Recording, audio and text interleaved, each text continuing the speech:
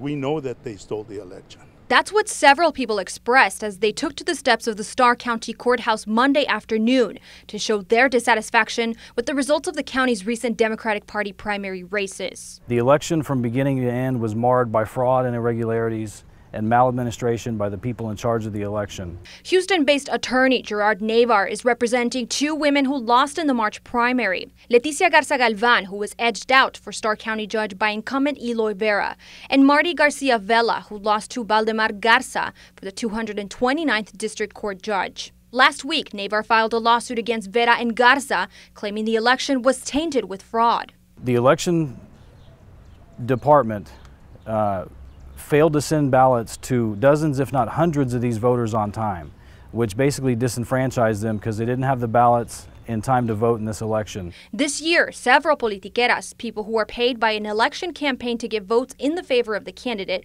were arrested. This was part of a crackdown on voter fraud by Starr County District Attorney Omar Escobar.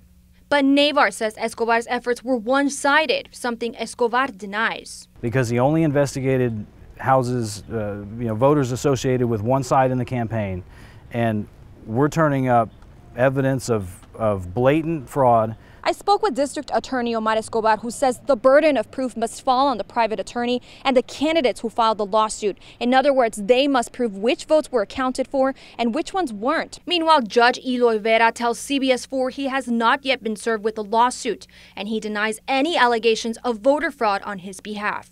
I'd rather lose 10 elections than do anything that would jeopardize us going to jail.